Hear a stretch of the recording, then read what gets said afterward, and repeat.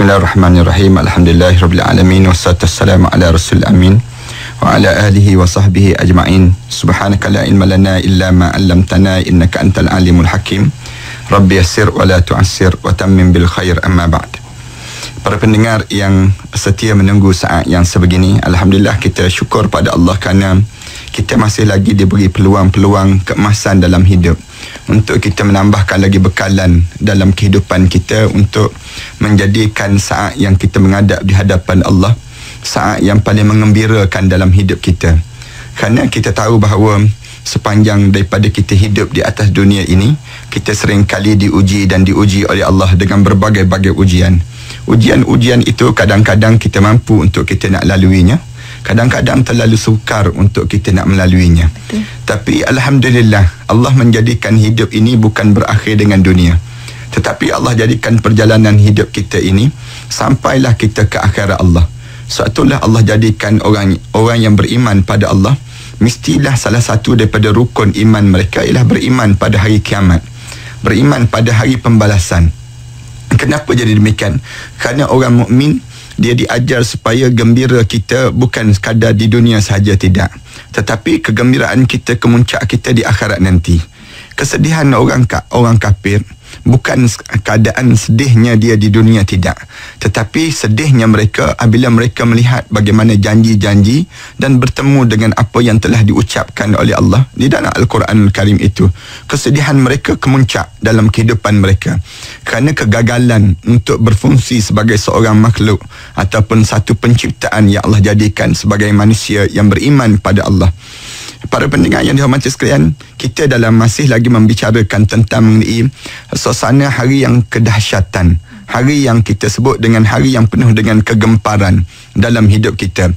Gempar ini kita dah sebut, kita ada dua kegemparan dalam hidup. Yang pertama, kita gempar dengan hari kematian. Yang kita sebut sebelum daripada ini, kita menjadi gempar dan kita menjadi kaget di saat mana kita dipanggil untuk menghadap depan Allah. Saya sentiasa sebut bahawa kita sekarang kita tak rasa kaget lagi, tetapi kalau sekiranya sampai giliran kita di saat mana Allah panggil jasad kita untuk kita kembali, roh kita kembali, kekagetan itu akan berlaku pada setiap siapa sahaja, tak kira dia di kalangan orang yang soleh ataupun orang yang tidak soleh.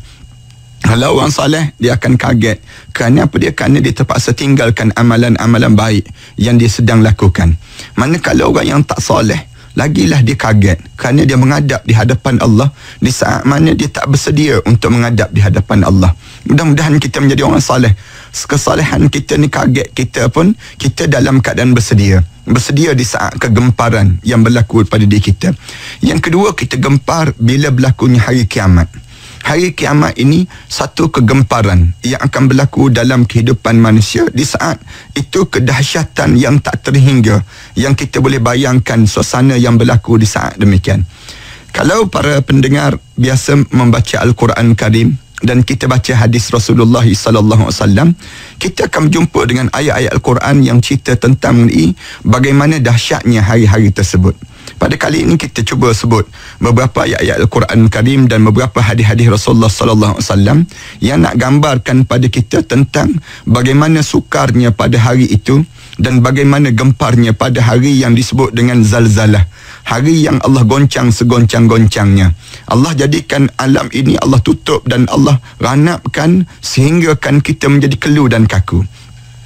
Ada para pendengar yang tanya pada saya, Ustaz rujuk pada kitab mana?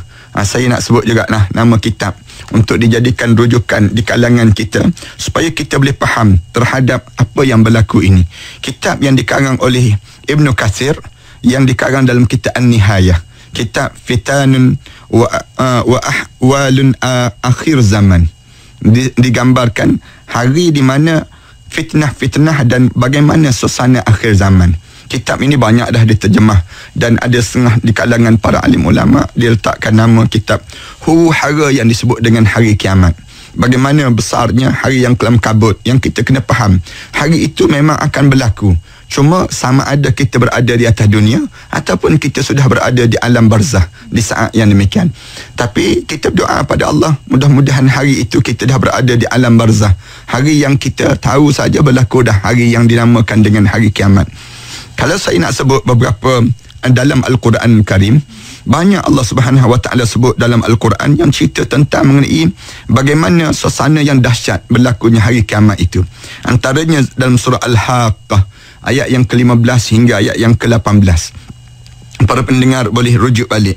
Dalam kitab Al-Haqqah ini, Allah Subhanahu Wa Taala sebut pada ayat yang ke-15, fa yauma idzin waqa'atil waqi'ah. Pada hari yang disebut dengan harinya terjadinya hari waqi'ah, hari yang benar-benar pasti terjadi, yang disebut dengan hari kiamat. Wan syaqqatis samaa'u fahiya yauma idzin wahiyah.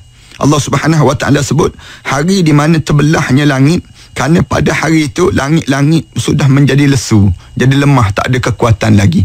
Hari ini kita tengok langit tu dalam keadaan yang tinggi, tegap je lagi.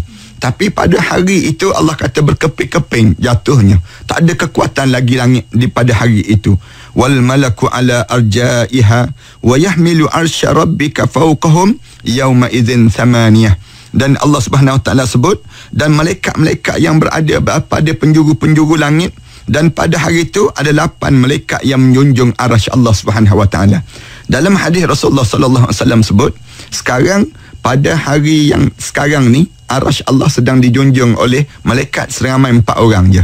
Tetapi pada hari yang disebut dengan hari Yaumul Qiyamah, hari waktu mana Allah goncang segoncang-goncang ni, arasy Allah itu dipikul oleh malaikat-malaikat Hammalatul Arsy ini seramai 8 orang. 8 orang malaikat. Besar mana malaikat ini? Rasulullah sallallahu alaihi wasallam sebut dalam hadis Rasulullah, besarnya mereka tersebut kalau duduk, mereka riba saja bumi ini di atas ribaan mereka. Maknanya mereka riba saja, kecil je bumi ni. Nak digambarkan tentang bagaimana besarnya malaikat yang menjaga arasy Allah. Habis tu arasy Allah sebesar mana? Arasy Allah ni yang 8 malaikat yang jaganya, yang menanggungnya. Allah sajalah yang tahu suasana yang kita akan datang di saat mana kita sampai menghadap di hadapan Allah nanti. Lalu Allah Subhanahu Wa Taala sebut, yauma idzin tu'raduna la takhfa minkum khafiyah. Hari di mana Allah Subhanahu Wa Taala sebut, hari itu Allah mula perintahkan, tak ada satu pun yang tersembunyi di sisi Allah. Mula Allah dedahkan, la takhfa minkum, tak ada benda yang disembunyikan. Di waktu itu khafiyah, yang kamu boleh sorok-sorok lagi, termasuk dalam dada kamu, termasuk apa yang berlaku dalam hidup kamu. Benda apa yang berlaku ni Allah akan mula dedah satu persatu, yang disebut dengan hari kiamat. Ini Al-Quran cerita demikian. Kemudian dalam ayat yang lain Allah Subhanahu Wa Taala sebut dalam surah Al-Muzammil, misal contohnya Allah Subhanahu Wa Taala sebut, fa kaifa tattakuna in kafartum yawma idzin yaj'alul wildana shiba as-samaa'u munfatirun bih kana wa'duhu maf'ula. Allah Subhanahu Wa Taala sebut dalam surah Al-Muzammil ayat yang ke-17 dan ayat yang ke-18. Bagaimana kamu dapat melihara, kamu boleh menjaga diri kamu di waktu itu? Katanya Allah, jika kamu tetap dalam keadaan kamu kufur pada Allah pada hari saat yang anak-anak itu mula beruban, katanya Allah Subhanahu Wa Taala. Hari berlaku kiamat ni, keluarnya rambut kanak-kanak itu berubah jadi uban. Rasa takut yang amat sangat pada mereka ni. As-samaa'u munfatirun bih. Hari di mana langit-langit pun jadi pecah belah pada hari itu. Kana wa'duhu maf'ula. Hari itu Allah laksanakan apa yang telah dijanjikan oleh Allah kepada manusia ini sendiri. Maknanya Allah tutup alam ini. Dekat sangatlah, kita dah belajar dah sebelum daripada ini, bagaimana saat ini saat yang menggemparkan dalam hidup. Kita akan terkejut dan tergamam pada diri kitanya. Dalam ayat yang lain Allah Subhanahu Wa Taala sebut lagi, dalam surah yang disebut dengan surah Yunus ayat yang ke-45, Allah Subhanahu Wa Taala sebut, wa yauma yahsyuruhum ka'an lam yalbathu illa sa'atan minan nahar yata'arafuna bainahum qad khasira alladhina kazzabu biliqa'illah wa ma kanu muhtadin. Allah Subhanahu Wa Taala sebut hari di mana Allah kumpulkan mereka semua. Wa yauma yahsyuruhum, Allah kumpulkan mereka, dan pada hari tersebut mereka rasa hari itu seolah-olah mereka tidak pernah tinggal sehari pun di atas dunia. Tak pernah tinggal di atas dunia ni, melainkan sesaat saja pada waktu siang hari. Masa kita yang kita lalu selama ini, kita tak terasa lagi. kerana hari berlaku hari kiamat tu, kita rasa sekejap sangat kita hidup atas dunia. Tak rasa pun bagaimana kita ni hidup dah 60 tahun hidup atas dunia. Tak rasa kita hidup dalam 40 tahun hidup atas dunia. Kerana hari yang tersebut kita rasa baru sebentar baru kita hidup atas dunia ini. Pada waktu itu mereka baru saling kenal mengenali saja. Kemudian katanya Allah, qad khasiral ladzi, dan rugilah bagi orang-orang yang hidup dalam keadaan mendustakan hari yang dinamakan dengan pertemuan. Qad khasiral ladzina kadzabu biliqa'illah, qad khasiral ladzi, dan rugilah orang yang hidup dalam keadaan yang tak percaya pada adanya hari kiamat ini sendiri. Biliqa'illah wa ma kanu muhtadun. Sebab apa mereka jadi demikian? Kerana mereka tidak dapat hidayah daripada Allah Subhanahu Wa Taala. Ini di antara sebablah atas dunia kan, kalau kita cerita tentang hari kiamat ni, ada lagi orang yang sebut, berlaku ke hari tu? Betul ke akan berlaku? Ataupun mereka buat je, buat tak reti je dalam hidup mereka. Ada. Ataupun orang yang hidup dia yang dusta pada hari kiamat ni, orang yang dia tak yakin dengan ajaran agama. Maknanya orang ni orang yang dusta pada hari kiamat, orang yang tak percaya, jalan tak tutup aurat, makan riba, kemudian hidup dalam keadaan minum arak, tinggal solat. Maknanya orang ni orang yang dusta pada hari kiamat. Kalau orang yang percaya pada hari kiamat, mana mungkin dia berani nak buat demikian? Kerana apa mereka jadi demikian? Allah Subhanahu Wa Taala sebut kerana merekanya wa ma kanu muhtadin, kerana mereka tidak dipilih oleh Allah untuk diberi hidayah oleh Allah. Saya pernah sebut dalam siri-siri kuliah kita sebelum daripada ni, dalam hidup kita ni, kita jangan hidup sibuk dengan mengejar yang disebut dengan pangkat. Jangan sibuk mengejar dalam hidup kita dengan yang disebut dengan rupa paras. Jangan hidup kita ni sibuk mengejar yang disebut dengan harta yang banyak. Saya kadang-kadang kesian pada diri saya sendiri, pada kawan-kawan, dan dalam hidup kita ni berapa ramai orang yang termengah-mengah mengejar benda yang dia nak kena tinggal. Dalam hidup ni, ramai mana di kalangan kita ni kan sibuk. Kita turun pagi balik gelap, turun pagi balik gelap. Kita tanya, kamu turun pagi balik gelap, kamu cari apa? Kamu kerja apa dalam hidup? Ramai orang kita jawab, cari duit lah Ustaz, cari duit. Kita tanya balik, duit untuk apa? Duit untuk apa? Bahkan waktu mana kita mati nanti, kita bawa duit ke?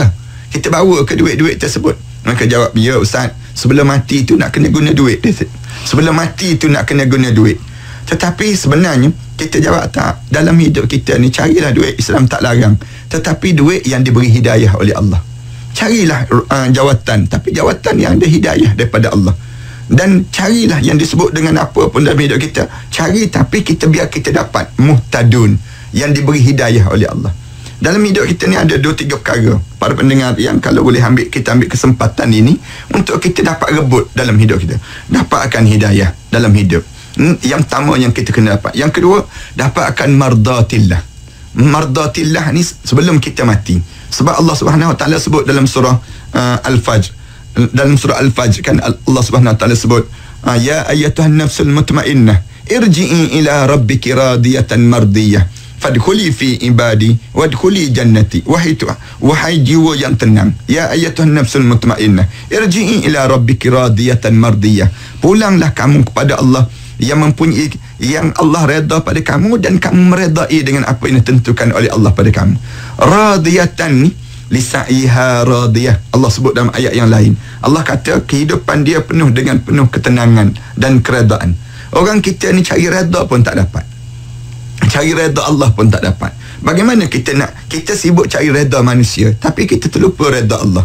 Redha Allah ni biar kita dapat, sehingga waktu mana kita nak menghadap depan Allah, kita ni benar-benar diredai di sisi Allah. 2, yang ketiga, kejar dalam hidup ni yang disebut dengan keberkatan setiap amalan. Keberkatan dalam amalan yang kita lakukan. Yang ni penting. Saya sentiasa sebut pada diri saya dan pada siapa saja, dalam hidup kita bukan nak rumah besar, tapi kita nak rumah yang diberkati. Kita bukan nak kenderaan yang hebat, kenderaan yang mewah, tapi kita nak kenderaan yang diberkati. Kita bukan nak kepada yang disebut dengan jawatan yang tinggi, pangkat yang besar, pengaruh yang ramai, tak. Tetapi kita nak yang keberkatan itu. Sebab itulah kita tiap kali mana kita solat, kita akan sebut wa barik lana fi ma a'tait. Dalam solat subuh kita, doa kunut kita ni kita akan sebut wa barik lana fi ma a'tait. Ya Allah, tolong berkatlah dengan setiap apa yang kamu kurniakan dalam hidup kami ni, ya Allah. saya cerita panjang tentang berkat. Bahkan kalau kita baca doa bila masuk dalam bulan Rejab ni, kita sebut Allahumma barik li bi syahri Rejab wa barik li bi syahri Sya'ban wa ballighni bi syahri Ramadan. Ya Allah, berkatilah saya dengan keberkatan bulan Rejab, Sya'ban, dan panjangkanlah umur aku dengan bulan yang disebut dengan Ramadan al-Mubarak ini sendiri. Maknanya dalam hidup kita ni 2-3 perkara ni kita kena dapat. Apa lagi kena dapat? Keampunan Allah, Maghfirah ni kena dapat dalam hidup kita. Ni di antara benda-benda yang kita kena dapat dalam hidup. Jangan kita mati dalam keadaan Allah tak ampun pun dosa kita. Na'udzubillah min dzalik. Tapi biar kita ni mati dalam keadaan keampunan Allah. Kita hidup kita ni terbuat dosa, kemudian terbuat je dosa, lalu kita cepat-cepat minta ampun pada Allah. Dan berlaku zaman Rasulullah sallallahu alaihi wasallam, bila seorang pemuda datang berjumpa dengan Rasulullah sallallahu alaihi wasallam. Pemuda ni sebut pada Rasulullah, "Ya Rasulullah, aku ni buat dosa yang banyak Rasulullah. Dosa-dosa yang banyak ni kalau aku minta ampun pada Allah ni, Allah ampun ke dosa aku ni ya Rasulullah?" Rasulullah jawab, "Ya, Allah akan ampunkan dosa kamu." Lalu dia sebut balik, pemuda tu jawab, "Ya Rasulullah, kemudian aku ulang balik dosa-dosa itu ya Rasulullah. Aku buat lagi dosa-dosa dan kesilapan yang lalu itu Rasulullah. Aku ulang balik, kemudian aku minta ampun pada Allah. Apakah Allah akan mengampunkan dosa aku ya Rasulullah?" Rasulullah jawab, "Ya, Allah akan ampunkan dosa kamu." Kemudian pemuda tu ulang balik, "Ya Rasulullah, aku ulang lagi perbuatan itu ya Rasulullah. Aku buat lagi dosa-dosa itu ya Rasulullah. Kemudian aku minta ampun pada Allah. Apakah Allah akan mengampunkan dosa aku ya Rasulullah?" Rasulullah jawab, "Ya, Allah akan mengampunkan dosa kamu." Bila Rasulullah sebut begitu, pemuda tu angkat muka pandang Rasulullah, "Ya Rasulullah, sampai bila Allah akan mengampunkan dosa aku ni ya Rasulullah? Sampai bila ya Rasulullah?" Rasulullah jawab, Rasulullah kata, "Sehinggalah kamu berputus asa dalam kamu minta ampun pada Allah, Allah tak pernah pun berputus asa dalam mengampunkan dosa kamu." Maknanya besarnya rahmat Allah. Tetapi sayang, ayat yang dalam surah Yunus ini Allah cerita wa ma kanu muhtadun. Tetapi sayangnya mereka tidak diberi petunjuk oleh Allah, tidak diberi hidayah oleh Allah. Hilang yang disebut nilai dalam kehidupan ini. Ini Allah cerita tentang ini, bagaimana saat mana mereka menghadap depan Allah sampai begitu sekali. Pemuda ini, bila Rasulullah sebut begitu, pemuda ni menitis air mata. Menitis air mata ni, bila dia menitis air mata dia paling saja daripada Rasulullah, dia sebut Allahu Akbar, Allahu Akbar, Allahu Akbar, berjalan dalam keadaan teresak-esak, dia menangis terhadap mengenangkan dosa dia. Tapi saya nak sebut tentang mengenai bukan yang tu. Saya nak sebut tentang mengenai bagaimana dahsyatnya di saat mana hari yang disebut dengan hari kiamat ni, tapi ada lagi manusia yang engkar, tak nak percaya pada adanya hari yang disebut dengan hari yang Allah goncangkan segoncang-goncangnya alam ini. Dalam surah Al-Kahfi yang kita sentiasa diajar supaya kita baca pada malam-malam Jumaat, baca pada tak kira lah pada malam Jumaat, pada hari Jumaat kita baca surah Al-Kahfi. Allah Subhanahu Wa Taala cerita pada ayat yang ke-47 hingga yang ke-49, cerita tentang bagaimana dahsyatnya hari yang disebut dengan hari penuh dengan kegemparan itu. Allah sebut wa yauma nusayyirul jibal wa taral arda barizatan wa hasyarnahum falam nughadir minhum ahada wa uridu ala rabbika saffa laqad ji'tumuna kama khalaqnakum awwala marrah bal za'amtum allan naj'ala lakum maw'ida. Cerita wabudi al-kitab. Allah Subhanahu Wa Taala sebut hari di mana Allah terbangkan bukit-bukit, gunung ganang. Hari di saat mana Allah terbangkan. Ayat ni kalau kebanyakan alim ulama bila dibaca ayat ni, mereka menangis teresak-esak. Mereka takut. Allah tengok bagaimana suasana hari yang Allah terbangkan nusayyirul jibal, berterbangan bukit-bukit, gunung ganang tu berterbangan. Wa taral arda barizatan. Di hari tersebut kamu boleh lihat bumi ni menjadi rata je, katanya Allah. Barizatan wa hasyarnahum, dan kami mula tolak manusia ni untuk kumpulkan manusia ni. Falam nughadir minhum ahada. Di waktu itu tanpa kami tinggal seorang pun di kalangan mereka. Semua kena bangkit. Yang kamu lagi atas dunia tu, bila sampai di padang mahsyar kamu tak boleh nak lagi dah, katanya Allah Subhanahu Wa Taala. Wa uridu ala rabbika saffa. Lalu Allah kata di waktu itu Allah mula dibawa mereka dalam keadaan berbaris-baris. Disebut dalam hadis Rasulullah sebut bila manusia ni bangkit je, mereka turun sebelah saf turunnya, kepung manusia dan jin. Allah Subhanahu Wa Taala sebut dalam ayat yang lain, Allah Subhanahu Wa Taala sebut ya ma'syaral jinni wal ins wahai puak jin dan juga manusia, siapa yang rasa nak lari hari ni, cuba dia lari sekali. Lari sekali, fanfudhu la tanfuduna illa bisultan. Tak ada seorang pun yang boleh lari pada hari tersebut kecuali orang yang diberi kekuasaan di sisi Allah. Di atas dunia kan ramai kan yang melarikan diri. Orang ajak, jom kita baca Quran. Alah, tak sempat lah, nak baca WhatsApp tak habis lagi dia sebut. Di atas dunia kan lagi banyak. Kita kan banyak hala kita, banyak arah kita. Bila orang ajak, jomlah kita pergi dengan kuliah malam ni. Malam ni ada kuliah. Alah, malam ni ada pasar malam lah, dia jawab. Banyak je jawapan dia ni. Tapi bila dia meninggal dunia, Allah Subhanahu Wa Taala sebut, cuba kamu lari sekali. Fanfudhu, cuba kamu lari. La tanfuduna illa bisultan. Tak ada orang yang boleh lari. Allah kata, waktu tersebut, laqad ji'tumuna kama khalaqnakum awwala marrah. Kamu dibawa pulang, dibawa balik semula kepada Allah dalam keadaan sebagaimana kamu datang dahulu seorang diri. Balik seorang-seorang. Allahu Akbar. Kita tak boleh nak bayang di padang mahsyar. Kita kan kalau kita berjalan di tempat orang ramai, yang kita seorang-seorang, kita rasa sunyi lah. Kan kalau kita pergi ke, misal contoh pergi ke negara-negara yang ramai penduduk, di Shanghai, kita pergi ke negara China, India, kita masuk di kelompok-kelompok mereka yang berjalan, yang ramai-ramai itu, kita rasa sayu je tubuh badan kita. Ataupun kita tengah-tengah satu hari, orang campak kita tengah-tengah hutan. Di tengah-tengah hutan kita berjalan seorang-seorang, senyap je, kita rasa sayu je. Cuba kita bayang kita seorang-seorang berdiri di padang mahsyar Allah. Waktu mana kamu berdiri itu, kamu datang balik kepada Allah dalam keadaan ji'tumuna, kamu datang kepada kami furada, dalam keadaan kamu seorang-seorang. Ji'tumuna kama khalaqnakum awwala marrah, sebagaimana kamu datang dahulu seorang-seorang. Hari ni bal za'amtum allan naj'al lakum mau'ida, kamu dalam keadaan kamu tak sangka ini janji yang telah dijanjikan oleh Allah pada diri kamu tersebut. Ini Allah cerita demikian.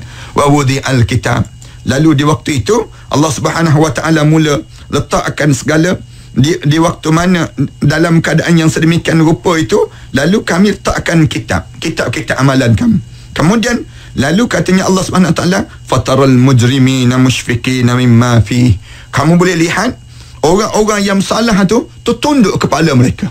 Tengok je orang yang melayang je suratan amalan ni, katanya Allah Subhanahu Wa Taala, mushfiqina mimma fi, masing-masing ni tunduk kepala ni dalam keadaan takut dan gentar. Katanya Rasulullah sallallahu alaihi wasallam, gentar dalam hadis Rasulullah cerita, takutnya mereka ni sampai muka ni sama dengan telapak kaki. Takutnya dalam keadaan musyfiqina mimma fi wa yaquluna ya wailatana, lalu dalam keadaan muka tunduk takut tu, mulut-mulut mereka kata ya wailatana, celakalah kami, celaka bangsalah kami. Ma li hadzal kitab, ni buku catatan amalan apa ni? La yughadiru saghiratan wala kabiratan, tak ada satu pun yang tertinggal, semua ditulis, dicatat. Benda yang besar dan benda yang kecil dicatat. Illa ahsaha, kecuali semua dihitung dan ditulis di sisi Allah.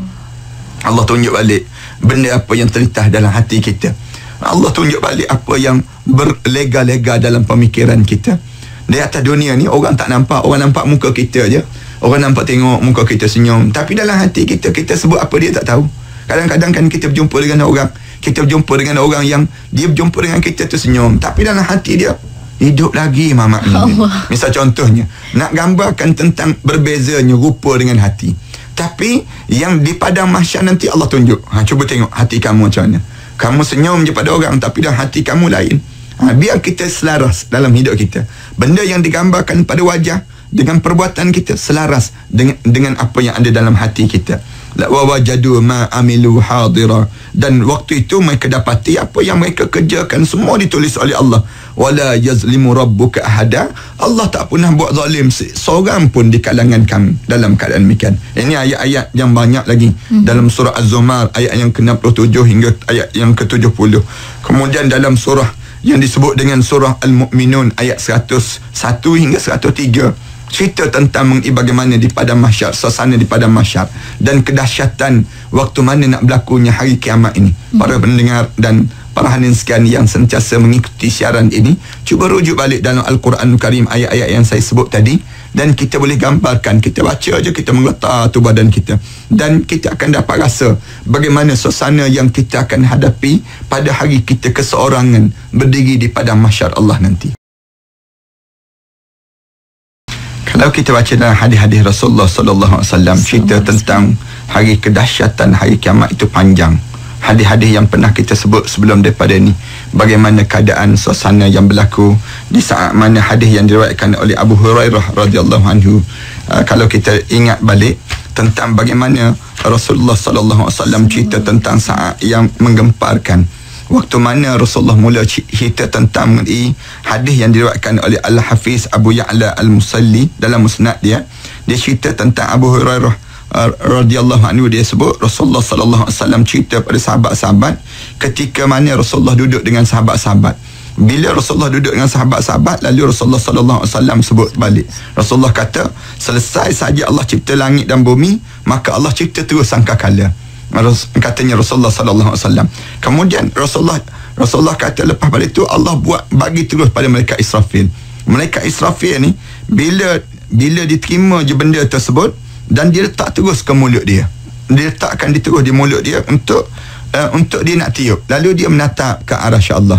Tunggu saat bila Allah nak perintahkan untuk meniupnya. Maknanya di saat mana nak berlaku tu, kata Rasulullah, mula tiup saja sangkakala yang pertama, sangkakala yang kedua, kemudian di tiupan yang ketiga itu yang menyebabkan manusia ni mula hidup di akhirat dan hidup dalam suasana yang menakutkan dan kedahsyatan itu berlaku. Ini di antara hadis yang panjang. Hadis yang panjang ni kita dah cerita dalam pertemuan-pertemuan yang sebelum daripada ni. Kemudian ada hadis yang lain yang cerita tentang kedahsyatan pada saat yang bagaimana manusia tenggelam dalam peluh masing-masing hingga pertengahan telinga mereka ini sendiri. Rasulullah sebut dalam hadis yang disebut ini yang berbeza-beza bergantung pada amalannya, sebagaimana yang kita cerita sebelum daripada ni, hadis syafaat yang kita cerita sebelum daripada ni, di antaranya inna syamsa tadnu minal abdi minal ibadi yaumal qiyamah fatakunu minhum ala masafatin mailin fa inda dhalika yu'rafuna bihasbil a'mal. Rasulullah sallallahu alaihi wasallam cerita, sesungguhnya matahari pada saat mana berlakunya hari kiamat itu sangat hampir kepada manusia pada hari kiamat. Matahari itu dekat dengan manusia. Jarak di antara satu sama lain ni, katanya Rasulullah, jaraknya daripada mereka hanya satu batu saja, kata Rasulullah. Matahari itu turun, kita jauh gini pun kita rasa panas sangat. Bayangkan matahari ini turun dekat dengan tubuh badan manusia. Rasulullah kata dekat satu batu. Ketika itu mereka dikenal sesuai dengan amalan masing-masing. Rasulullah sallallahu alaihi wasallam sebut, di waktu itulah matahari ini akan berada dalam keadaan berdasar pada amalan masing-masing.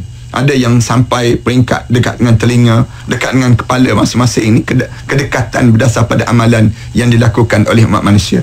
Ada satu hadis yang Rasulullah sallallahu alaihi wasallam, hadis ni hadis sahih daripada Abu Hurairah radhiyallahu anhu, disebut Rasulullah sallallahu alaihi wasallam, Rasulullah sebut hari waktu mana dahsyatnya hari kiamat itu, sab'atun yuzilluhumullahu fi zillihi yauma la zilla illa zilluh. Rasulullah sallallahu alaihi wasallam sebut ada 7 kelompok manusia. Hari yang betul panas dahsyat itu, tiba-tiba ada bayangan yang menutupi pada golongan ini. Bayangan yang menutupi golongan ini, Rasulullah sallallahu alaihi wasallam sebut, yang menyelamatkan mereka daripada keadaan-keadaan yang dahsyat itu. Siapa dia? Kita doa biar kita masuk di kalangan golongan ini. Rasulullah kata al-imamul adil, yang pertama pemimpin yang adil, kata Rasulullah. Mana-mana pemimpin, dia mesti menjadi adil. Adil berdasar pada apa dia? Berdasar pada Al-Quran dan berdasar pada hadis Rasulullah sallallahu alaihi wasallam. Ini pemimpin yang adil dalam hidup mereka. Jangan kita seleweng, jangan kita khianat. Kalau kita menjadi pemimpin, jadilah pemimpin yang mengikut Al-Quran. Sebab siapa-siapa yang nak memimpin, pastikan dia ada Al-Quran. Paling-paling tidak boleh baca Al-Quran pun tak apa, orang yang jadi pemimpin. Jangan kita jadi suami orang, tiba-tiba kita baca Quran pun tak boleh. Ramai mana di kalangan kita ni yang tak boleh baca Al-Quran. Dia biar aja Bila dia tak boleh baca Al-Quran, macam mana nak dianggap dia seorang pemimpin yang adil? Pemimpin yang adil ni, dia mesti paling-paling tidak dia boleh membaca, dan dia, kalau dia boleh menghayati Al-Quran, itu lebih indah menjadi pemimpin ini sendiri. Kerana kita nak pimpin manusia bukan sekadar untuk dunia, tetapi kita memimpin manusia sampai ke akhirat Allah Subhanahu Wa Taala. Itu yang pertama. Yang kedua, Rasulullah sallallahu alaihi wasallam sebut wasyabun nasha'a bi ibadatillah. Rasulullah kata golongan yang kedua yang berada di bawah naungan arasy Allah waktu hari yang dahsyat itu, kata Rasulullah, pemuda yang membesar dalam keadaan dia sentiasa beribadah pada Allah. Dia hidup dalam suasana perkitaran, dalam suasana yang dijaga syariat beragama. Yang ni payah. Jarang di kalangan kita nak jaga benda-benda yang demikian. Pemuda-pemuda ni biasa je buat maksiat, biasa dalam hidup mereka kerana ikut hawa nafsu. Rasulullah sallallahu alaihi wasallam sebut dalam hadis yang lain, menjadi takjub Allah kepada pemuda yang dia sentiasa berulang alik ke masjid. Tiap-tiap hari berulang alik dan mentaati perintah Allah, menjadi takjub Allah kepada dia. Tapi Allah jadi benci sangat dengan orang tua yang buat maksiat pada Allah. Dah tua-tua pun buat maksiat lagi. Tua-tua pun dah sui-sui anak dara orang lagi. Tak ada faedah langsung dengan umur yang Allah jadikan dalam hidup mereka. Yang ketiga, Rasulullah sallallahu alaihi wasallam sebut wa rajulun qalbuhu mu'allaqun fil masajid. Seorang yang hidup dia, hati dia terikat dengan masjid. Ini kena sentiasa lazimkan di kalangan kita. Maknanya kalau kita nak suruh kita di bawah naungan arasy Allah pada hari yang kelam kabut itu, kita mesti hati kita terikat dengan rumah Allah. Pada diri kita ni, kita bahkan kita ajar keluarga kita, anak-anak kita, biar kita sentiasa ke rumah Allah. Sembahyang, jaga, berjemaah. Terutama kalau boleh jaga sangat, saya nak sebut ialah di antara solat berjemaah, subuh berjemaah. Jaganya di kalangan kita. Jangan malas dalam kita nak jaga perkara amalan-amalan yang soleh yang kita lakukan dalam hidup kita. Kemudian yang keempat, Rasulullah sallallahu alaihi wasallam sebut wa rajulani tahabba fillah ijtama'a alaihi wa tafarraqa alaihi. Yang keempat, kata Rasulullah, seseorang yang hidup berkasih sayang semata-mata kerana Allah. Kita kena ingat ya, para pendengar sekalian, hidup kita ni bukan saling bercinta di antara satu sama lain. Cinta kita hanyalah untuk Allah. Tetapi dengan manusia ni, Allah ajar supaya kita tumpang di antara satu sama lain. Tumpang rasa kasih dan sayang. Seorang isteri tumpang kasih sayang pada suami dia. Seorang suami tumpang rasa kasih sayang sementara je di atas dunia ini. Bila kita mati, tak ada dah kita nak, kalau betul-betul kita cinta, mestilah kita sanggup untuk turun ke dalam kubur bersama-sama. Sanggup untuk kita berbaring bersama dengan mayat itu yang kita sayang. Tapi bila kita ni hidup menumpang je rasa kasih dan sayang, bila seorang tu meninggal dunia, kita tak ada lagi, kita tak tumpang kita, kasih kita hanyalah untuk Allah Subhanahu Wa Taala. Ni yang disebut dalam hadis Rasulullah, hidup ni mereka berkumpul dan berjumpa dan berpisah kerana Allah. Dalam hidup kerana Allah. Kemudian yang kelima, Rasulullah cerita seseorang yang warajulun da'athum ra'atun zatu mansabin wa jamalin faqala inni akhafullah. Rasulullah sallallahu alaihi wasallam sebut seorang yang diajak oleh seorang perempuan untuk berzina. Perempuan ni pula cantik, kemudian keturunan dia hebat, kemudian dia kaya pula. Faqala, tiba-tiba waktu mana dia nak berzina ke, ataupun waktu mana dia dijemput oleh perempuan ni dalam keadaan yang dia ni ada kekuatan rangsangan ini, tiba-tiba disebut inni akhafullah, aku takut pada Allah. Kerana takut pada Allah ni, dia tak berani nak buat benda-benda yang dilarang oleh Allah Subhanahu Wa Taala.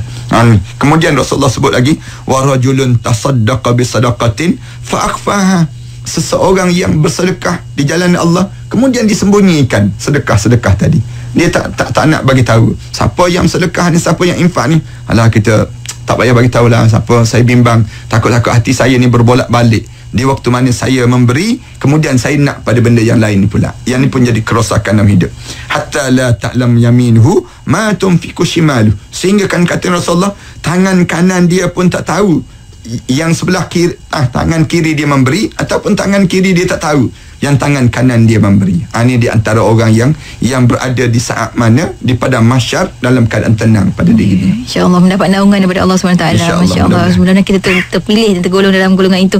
Dan kita nak raikan juga antara soalan-soalan sahabat-sahabat pendengar di masa yang kita ada ni, Ustaz. Antara soalan daripada rakan kita dari Kuala Terengganu, Ustaz. Walaupun dalam keadaan tak dapat melihat, tapinya mendengar dengan teliti, Ustaz, setiap baik-baik kata-kata Ustaz, dan Tanyanya tentang kedudukan iblis, syaitan, jin dan juga manusia di padang mahsyar nanti, Ustaz. Kalau jika macam iblis dan syaitan, adakah terus saja dilemparkan ke dalam api neraka, Ustaz? Tak. Sampai di padang mahsyar, ulama-ulama sebut mereka semua diadili dan ditunjukkan amalan-amalan kejahatannya, sehingga kan amalan kejahatan dia tersebut ditunjukkan menjadikan kebingungan pada manusia jahatnya yang disebut dengan manusia-manusia ataupun iblis-iblis dan juga syaitan ini, kejahatan yang dilakukan pada manusia. Di waktu itu penyesalan yang timbul di kalangan manusia, kenapalah aku ni ikut iblis ini, kenapalah aku ni mula menyumpah serana, sehingga kan iblis jawab, fala talumuni walumu anfusakum, jangan kamu cela aku, tetapi cela diri kamu lah, kerana kamu bodoh sangat mengikut apa yang aku tunjuk dan apa yang aku bawa ini, sehingga kan kamu terikut-ikut dalam hidup kamu dengan apa yang aku bawa ini sendiri. Maknanya ulama-ulama kata waktu mana di padang mahsyar tu kita boleh jumpa balik, tengok macam mana rupa iblis, jumpa balik yang disebut dengan syaitan ini, dan di waktu itu Allah akan adili seorang-seorang, dan termasuk dengan iblis dan juga jin ini akan diadili di sisi Allah Subhanahu Wa Taala. Sebab Allah Subhanahu Wa Taala sebut, wa ma khalaqtul jinna wal ins, aku tidak ciptakan jin dan juga manusia illa liya'budun, kecuali untuk menjadi hamba kepada Allah. Tiba-tiba dia memilih untuk lawan Allah. Bila dia memilih untuk lawan Allah, akhirnya dia akan menjadi kerosakan di padang mahsyar Allah Subhanahu Wa Taala nanti. Dan kita ada soalan daripada Syamsul Ipin di Facebook juga, kata, Ustaz, bagaimana kita nak buat dalam keadaan iman dan ilmu tak seberapa ni, Ustaz? Kata kita cuba membaiki iman, ibadah kita pun sedikit-sedikit juga dilakukan, mengajak anak dan juga isteri, namun begitu ada kalanya kita ni tak berjaya, Ustaz, dan nak tunaikan ibadah wajib dan sebagainya, Ustaz, tapi masih berusaha untuk menambah baik. Adakah itu juga petanda bahawa diampunkan, dosanya diampunkan? Allah masih sayangkan pada kita kalau sekiranya kita masih mempunyai perasaan dan deria yang sedemikian rupa. Kerana tak ramai di kalangan kita mempunyai perasaan yang sedemikian rupa. Bila kita rasa kita ada kelemahan dan kekurangan, kita akan cuba untuk membaiki dan membaiki. Itu tanda satu nikmat yang besar yang Allah bagi. Jangan sampai peringkat kita tidak ditunjukkan oleh Allah Subhanahu Wa Taala jalan untuk membaiki diri kita, yang sampai peringkat kita rasa kita dah terbaik dalam hidup. Inilah satu kesombongan yang tak sepatutnya ada dalam jiwa seseorang. Tetapi bila kita rasa kita ada kelemahan dan kekurangan ini, kita akan mencuba. Kerana kalau ditanya pada saya tadi, macam mana kita nak buat di saat sebegini, kita jangan resah gelisah. Bahkan kita kena rasa syukur pada Allah kerana kita masih ada lagi kesedaran.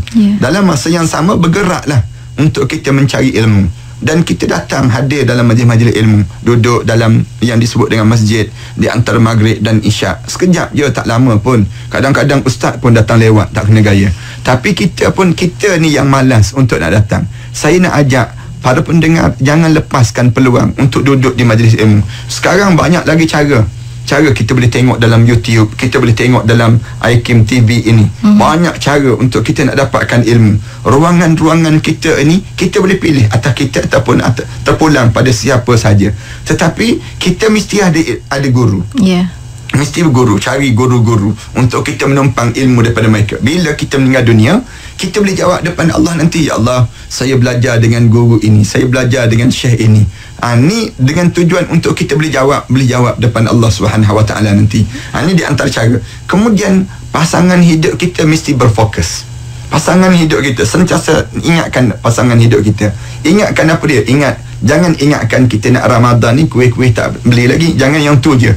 Tetapi kita ingat pada pasangan hidup kita. Kita ni nak mati dah. Kita ni dah umur 40 tahun dah. Dan masa kita dah semakin dekat dah. Bila masa kita dah dekat dah, mari kita saling tolong mengingatkan pada jalan yang betul, supaya kita boleh selamat. Kemudian cari jiran-jiran yang baik. Jiran-jiran yang baik yang sentiasa memberitahu pada kita maklumat-maklumat tentang agama. Sehingga ingatkan di kalangan kita, kalau nak jiran yang baik, duduk rumah dekat dengan masjid. Betul? Jangan jauh daripada masjid. Kemudian ni jiran yang paling baik untuk diri kita, sentiasa mengingatkan kita 5 waktu, dan kita kena rasa syukur dalam hidup kita dengan cara demikian. Kemudian pada masa yang sama, kita jangan kecewa dalam hidup. Jangan kita rasa kita dah habis banyak sangat dah dosa kita ni, tak mampu dah untuk kita nak kembali pada Allah tak. Tetapi kita ada lagi peluang untuk kita kembali